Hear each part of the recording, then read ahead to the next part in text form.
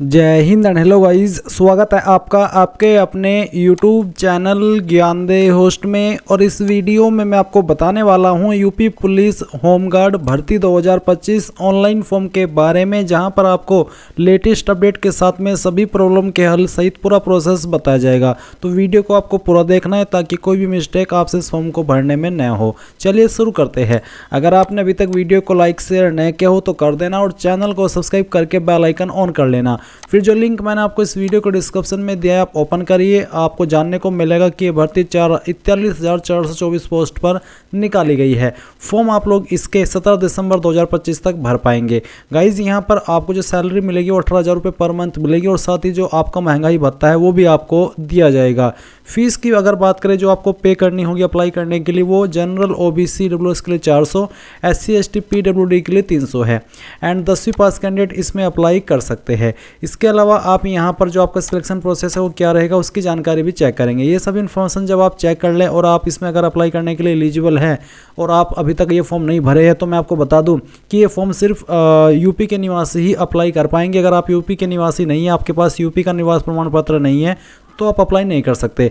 तो अगर आप एलिजिबल है और आपने अभी तक फॉर्म नहीं भरा, आप इंपॉर्टेंट लिंक के सेक्शन में आएंगे और applying online link through OTR इसके ऊपर क्लिक करेंगे, आपके सामने ये वेबसाइट आ जाएगी। अब मैं आपको बता दूं कि अगर आपने यूपी पुलिस का फॉर्म भरा था या फिर जब यूपी होमगार्ड के नोटिस आया था जहाँ पर बोला था कि आप OTR कर लीजिए, तो अगर आपने उस वक्त OTR कर लिया था तो आपका अकाउंट बना हुआ है, आप दोबारा रजिस्टर नहीं होंगे। आप यहाँ पर लॉगिन विद अकाउंट इसके ऊपर क्लिक करेंगे, आपका जो रजिस्टर्ड नंबर है वो डालेंगे या ईमेल एड्रेस डालेंगे कोई एक चीज़, और जो पासवर्ड आपने बनाया था वो यहाँ पर डालेंगे और लॉगिन के ऊपर क्लिक करेंगे।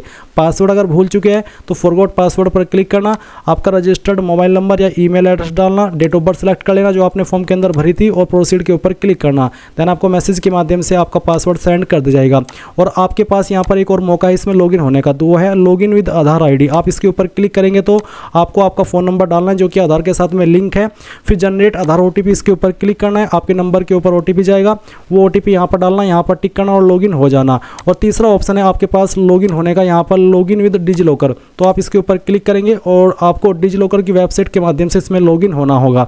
बट गाइज अगर आप बिल्कुल फ्रेशर है, आपने इस वेबसाइट का इस्तेमाल करके कोई फॉर्म भरा ही नहीं, तो पहली बार आप यहाँ पर इसमें फॉर्म भरने वाले तो पहले आपको रजिस्टर होना होगा। इसके लिए आप यहाँ पर create your one time registration यानी कि OTR अकाउंट रजिस्टर हियर इसके ऊपर क्लिक करेंगे। देन आपके सामने कुछ ऐसा इंटरफेस आ जाएगा। अब आप यहाँ पर आपका ईमेल एड्रेस डालेंगे जो कि आप रजिस्टर करना चाहते हैं और फिर जनरेट ईमेल OTP के ऊपर क्लिक करेंगे। आपकी ईमेल के ऊपर एक OTP जाएगा जो कि आप यहाँ पर डालेंगे, फिर आपका नंबर डालेंगे जो आप रजिस्टर करना चाहते हैं और उसको यहाँ पर डाल करके जनरेट मोबाइल OTP पर क्लिक करेंगे। जैसे ही नंबर वाला भी OTP आ जाए तो दोनों OTP यहाँ पर डालने के बाद एक साथ में आप वेरीफाई एंड प्रोसीड इसके ऊपर क्लिक करेंगे। गाइज जैसे ही आपका OTP वेरिफिकेशन सक्सेसफुल हो जाए तो आप यहाँ पर सत्यापन का पेज देखेंगे जहाँ पर आपको बोला है कि I confirm that I have completed 18 years of age, तो आप इसके ऊपर टिक कर देना। इसके ऊपर टिक करने के बाद आप नीचे की तरफ आएंगे और यहाँ पर आपके सामने दो ऑप्शन है, एक है वेरीफाई थ्रू आधार और दूसरा है वेरीफाई थ्रू डिजिलॉकर, या फिर तीसरा है I am not currently registered with Aadhaar और डिजिलॉकर। तो यहाँ पर तीसरा ऑप्शन तभी सेलेक्ट कीजिएगा तब आप रजिस्टर्ड ना हो। बट ये गाइज आपको आधार के थ्रू वेरिफिकेशन करना या फिर डिजिलॉकर के माध्यम से वेरिफिकेशन करना काफ़ी ज़रूरी हो जाता है, क्योंकि आपकी इन्फॉर्मेशन डॉक्यूमेंट वेरिफिकेशन के टाइप यहीं से फैच की जाती है और यहीं से वेरीफाई की जाती है। इसलिए आप इनमें से कोई एक माध्यम का सिलेक्ट कीजिए। अगर आप मान लीजिए आधार का कर रहे हैं तो आपको वेरिफिकेशन थ्रू आधार इसके ऊपर टिक करना है एंड देन यहाँ पर आप आपका जो आधार नंबर है वो डालेंगे या फिर आपकी जो वर्चुअल ID है वो डालेंगे। कोई एक चीज़ आपको यहाँ पर डालनी है और जनरेट आधार OTP इसके ऊपर क्लिक करना है। देन गाइज जो नंबर आपका आधार कार्ड के साथ में लिंक है उसके ऊपर एक OTP जाएगा जो कि आप यहाँ पर डालेंगे और वेरीफाई एंड प्रोसीड इसके ऊपर क्लिक करेंगे। अब आप यहाँ पर देखेंगे आधार सत्यापन हो चुका है। तो आपने यहाँ पर आधार सत्यापन अगर किया है आधार के माध्यम से तो आपकी इन्फॉर्मेशन इस तरह से आ जाएगी जिसमें कि आपका जो आधार कार्ड के अकॉर्डिंग नाम है वो देखने को मिलेगा, आपकी डेट ऑफ बर्थ और आपका जेंडर। इसके अलावा आप यहाँ पर कुछ अन्य जानकारी भरेंगे। अब मैं यहाँ पर थोड़ी सी बात उन कैंडिडेट के लिए भी कर लेता हूँ जो कि आधार के साथ में सत्यापन न करके डिजिलॉकर के माध्यम से सत्यापन कर रहे हैं, तो उनके सामने किस तरह का इंटरफेस आएगा। इसके लिए गाइज मैं यहाँ पर जो यूपी पुलिस ने डेमो वीडियो डाली है आपके OTR रजिस्ट्रेशन की उसका इस्तेमाल कर रहा हूँ, और वो इसलिए क्योंकि मैं बार बार सेम इन्फॉर्मेशन का इस्तेमाल करके जो रजिस्ट्रेशन है OTR है वो नहीं कर सकता, इसलिए मैं इस वीडियो से आपको एक्सप्लेन कर रहा हूँ। तो जैसे ही आपका OTP वेरिफिकेशन होता है उसके बाद आपके सामने 3 विकल्प आते हैं, जिसमें से अभी मैंने आपको अगर आप आधार के माध्यम से वेरिफिकेशन कर रहे हैं उसका इस्तेमाल करके दिखाया कि कैसे आपको करना है। बट गाइज अगर आप इन दोनों में से, आधार में से, डिजिलॉकर में से किसी का भी इस्तेमाल नहीं करते तो आप तीसरे जो लाइन है ब्लू वाली, इसके ऊपर क्लिक करते हैं और इसके ऊपर क्लिक करने के बाद आपको यहाँ पर इस तरह का इंटरफेस देखने को मिलता है, जहाँ पर आपको वेरिफिकेशन करना होता है या तो पैन के माध्यम से या फिर ड्राइविंग लाइसेंस के माध्यम से या फिर पासपोर्ट के माध्यम से। तो कोई एक आईडी इनमें से आपके पास होनी ही चाहिए, अगर आप ना तो डिजिलॉकर के माध्यम से सत्यापन कर रहे हैं और ना ही आधार के माध्यम से। तो जो भी आप यहाँ पर आईडी सेलेक्ट कर रहे हैं उसके बाद में आप उस डिटेल्स को भरेंगे, यानी कि उसका नंबर डालेंगे और अपना सत्यापन कर देंगे। और गाइज अगर आप यहाँ पर डिजिलॉकर के माध्यम से सत्यापन कर रहे हैं तो आपको ये जो ग्रीन लाइन है इसके ऊपर क्लिक करना होगा। इसके ऊपर क्लिक करने के बाद आपको यहाँ पर आपका आधार नंबर डालना है और आधार नंबर डालने के बाद आप ये कैप्चा कोड फिल करेंगे। कैप्चा कोड फिल करने के बाद आप नेक्स्ट के ऊपर क्लिक करेंगे। नेक्स्ट के ऊपर क्लिक करने के बाद में आप यहाँ पर देखेंगे आपको बोला है कि एक OTP, तो बेसिकली आपको यहाँ पर OTP सेंड किया गया है। तो आप यहाँ पर आपका वो जो OTP मिला है आपके नंबर के ऊपर वो OTP डालिएगा जो कि आपका आधार कार्ड के साथ में लिंक है और फिर कंटिन्यू कर दीजिएगा। फिर आप यहाँ पर एक 6 डिजिट का सिक्योरिटी पिन क्रिएट करेंगे अपनी चॉइस का, जिसका एग्जाम्पल आपको आपकी डिस्प्ले के ऊपर देखने को मिल जाएगा। तो आप यहाँ पर जैसे ही पिन क्रिएट कर ले और कंटिन्यू करें तो फिर आप यहाँ पर देखेंगे कि जो आपका डिजिलॉकर अकाउंट है वो बन चुका है और आप यहाँ पर देखेंगे आपकी सभी इन्फॉर्मेशन आ चुकी है। तो आप जिस इन्फॉर्मेशन का एक्सेस देना चाहते हो यूपी पुलिस को उसको आप टिक कर देंगे। जैसे कि जो आपके डिटेल्स डिजिलॉकर अकाउंट के ऊपर अवेलेबल है वो आपको यहाँ पर देखने को मिलेगी। तो आपको क्या करना है, आप यहाँ पर देखेंगे नीचे की तरफ आएंगे और नीचे की तरफ आकर के आप इन सभी को सिलेक्ट कर देंगे, यानी कि जिस डिटेल को आप देना चाहते हैं उसके ऊपर टिक कर देना और फिर अलाउ कर देना। अलाउ करने के बाद में आपका यहाँ पर डिजिलॉकर के माध्यम से सत्यापन हो जाएगा। तो गाइज मैंने आपको तीनों तरीके से बता दिया कि कैसे आपको आपका सत्यापन करना है डिटेल्स का। अब मैं यहाँ पर अगेन अपनी इन्फॉर्मेशन से आपको सत्यापन करके बाकी की इन्फॉर्मेशन फिल करके दिखाने वाला हूँ। तो आपको नेशनलिटी के अंदर आना है और यहाँ पर सिटीजन ऑफ इंडिया सेलेक्ट कर लेना है। इसके बाद में आप यहाँ पर देखेंगे मैट्रिकुलेशन हाई स्कूल प्रमाण पत्र में पूरा नाम, आपका जो 10th का सर्टिफिकेट है उसके अंदर पूरा नाम क्या है वो पूरा नाम आपको यहाँ पर एंटर करना है। वही नाम डालिएगा जो आपका 10th के सर्टिफिकेट के अंदर हो। अगर 10th के सर्टिफिकेट के अंदर अलग नाम है तो आप अलग नाम यहाँ पर भरिएगा। फिर जो आपका डेट ऑफ बर्थ है वो जो भी है डेट ऑफ बर्थ आपके 10th के सर्टिफिकेट के अंदर वो डेट ऑफ बर्थ आपको यहाँ पर एंटर कर देना है। तो इस तरह से आपको यहाँ पर एंटर करना होगा। एंड देन आप यहाँ पर देखेंगे जेंडर, तो आपको आपका जेंडर सेलेक्ट कर लेना है। फिर यहाँ पर जो भी आपका फादर नेम है वो आप एंटर करेंगे। फादर नेम को दोबारा डाल करके वेरीफाई कर देंगे। फिर आपको प्रोसीड के ऊपर क्लिक करना है। इसके बाद आपके सामने यहाँ पर कुछ ऐसा इंटरफेस आएगा जहाँ पर आपको पासवर्ड क्रिएट करने को बोला है। और गाइज मैं आपको बता दूँ, अगर आपकी डिटेल्स आधार के साथ में मैच नहीं हो रही है और आपको उसको मैच करानी है तो अभी के लिए आप यहाँ पर आई एग्री कर दीजिए कि मुझे पता है कि मेरी डिटेल आधार के साथ में मैच नहीं हो रही है, क्योंकि मेरी आधार कार्ड के साथ में नाम DOB अलग है और मेरे 10th के सर्टिफिकेट में डिटेल्स अलग है। तो आप आगे उसके बावजूद भी बढ़ सकते हैं। बाद में चाहे तो आप आपकी डिटेल्स 10th के सर्टिफिकेट के अकॉर्डिंग करा लीजिएगा। तो आप यहाँ पर आपका पासवर्ड क्रिएट करेंगे। पासवर्ड आपका कैसा हो उसका एक डेमो आप यहाँ पर देख लीजिए। पासवर्ड के अंदर इंग्लिश का कैपिटल लेटर, स्मॉल लेटर, कोई एक स्पेशल कैरेक्टर और साथ ही डिजिट, कुछ इस तरह का पासवर्ड आपको बनाना है जिसमें कि जैसे कि मैंने बताया कि छोटा अक्षर भी होना चाहिए, बड़ा अक्षर भी होना चाहिए, डिजिट भी होना चाहिए और कोई स्पेशल कैरेक्टर भी होना चाहिए।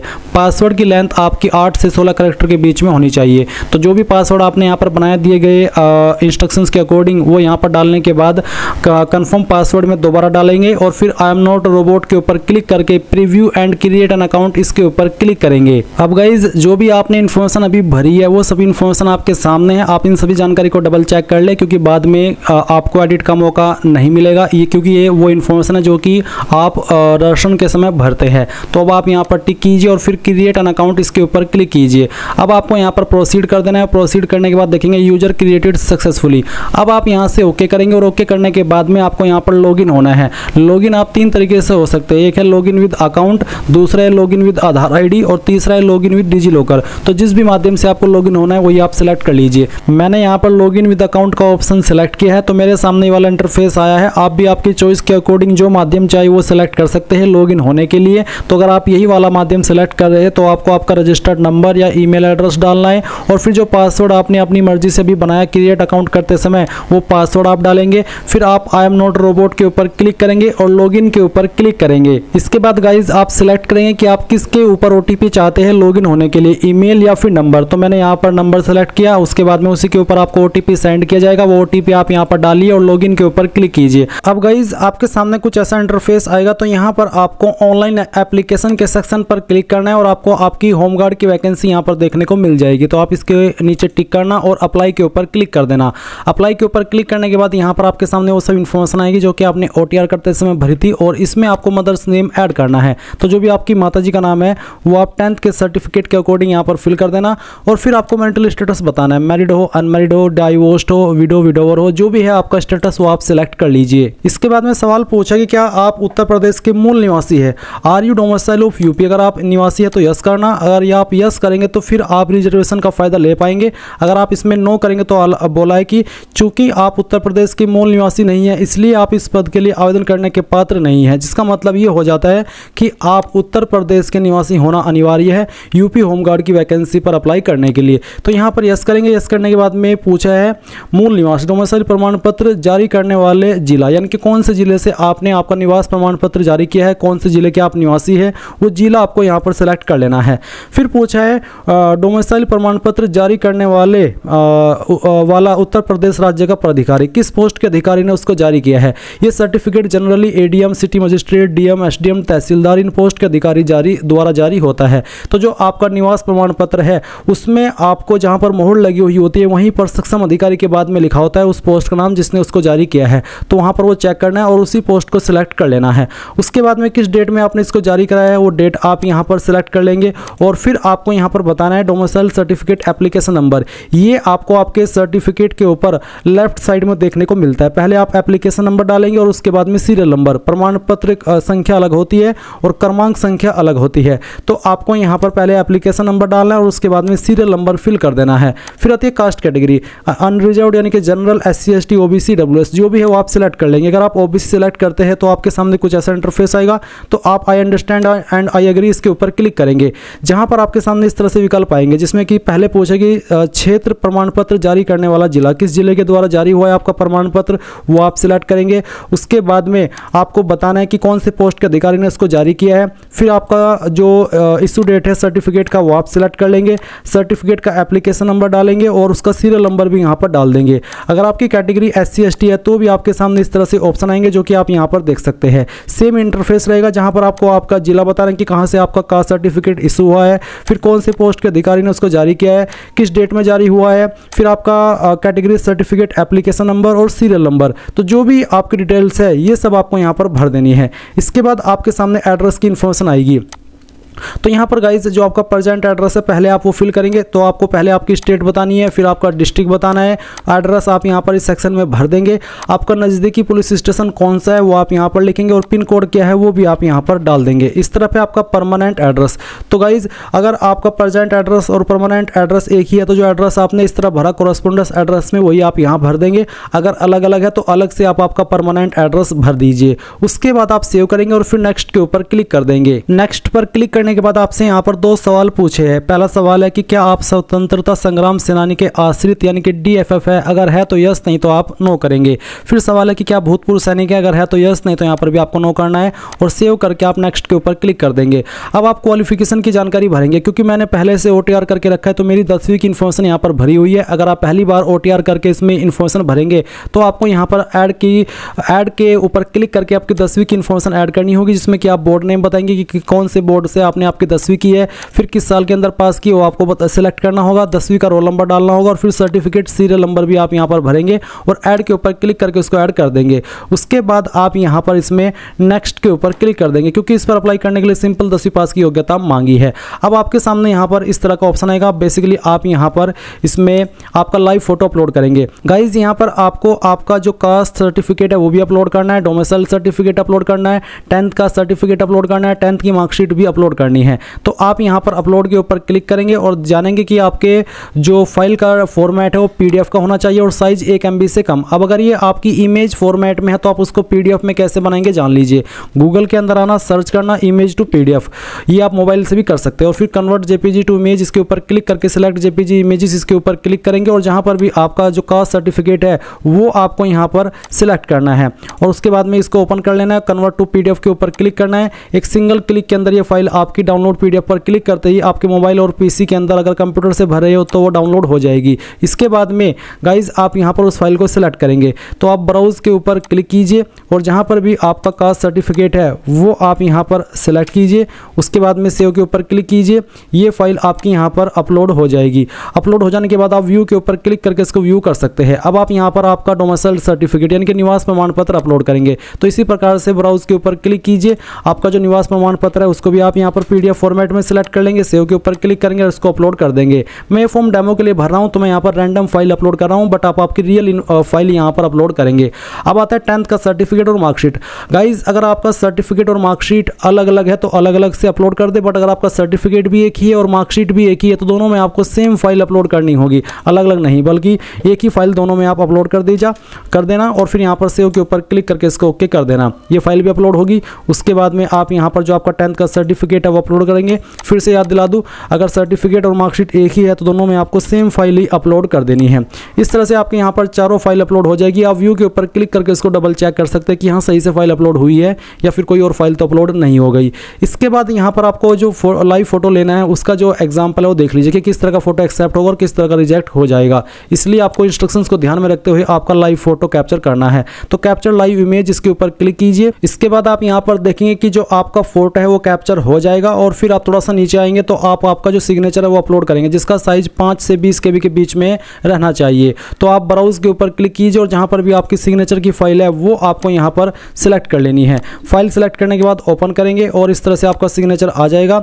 आप इसको यहाँ पर एडजस्ट भी कर सकते हैं और फिर आप यहाँ पर इसमें राइट के आइकन पर क्लिक कर देना और आपका जो सिग्नेचर है वो यहाँ पर आ जाएगा। गाइज मैं आपको बता दूं कि जिस वक्त मैं ये वीडियो रिकॉर्ड कर रहा हूँ अभी अभी आपका अप्लाई लिंक एक्टिवेट हुआ है और मेरे सामने यहाँ पर सिग्नेचर अपलोड करने में इशू आ रहा है, जबकि मैं यहाँ पर दिए गए इंस्ट्रक्शंस के अकॉर्डिंग सिग्नेचर को अपलोड कर रहा हूँ, जिसका मैं आपको लाइव एग्जांपल दिखाता हूँ।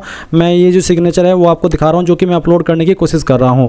अगर आप यहाँ पर इसकी डिटेल देखेंगे, मैं आपको ये डिटेल दिखा दे रहा हूँ ताकि आपके मन में भी जो डाउट है वो कोई इस तरह का न रहे। तो हम यहाँ पर आते हैं और इसका जो डिटेल्स है वो मैं आपको शो करता हूँ। तो अभी जो आप वीडियो में देख पा रहे हैं आपका सिग्नेचर है जो कि मैं आपको अपलोड करके दिखाने वाला हूँ। हम इसके यहाँ पर पिक्सल पर आते हैं। पिक्सल आप देख सकते हैं हॉरिजॉन्टल 140 है और वर्टिकल 60 है, यानी कि जो इन्होंने हमें बोला है कि 140x60 का आपको प्रेफर किया ये वाला सिग्नेचर अपलोड करना है। और साइज इसका आप देख सकते हैं 12.4 KB है, जबकि हमें दिया है 5 से 20 KB के बीच का टाइम, यानी कि बीच का जो एक गैप है वो। मैं इस फाइल को सिलेक्ट करता हूँ, ओपन करता हूँ। यहाँ पर हम इसको इस तरह से एडजस्ट कर लेते हैं सिग्नेचर को और फिर मैं यहाँ पर इसको राइट के आइकन के ऊपर क्लिक करके अपलोड करता हूँ।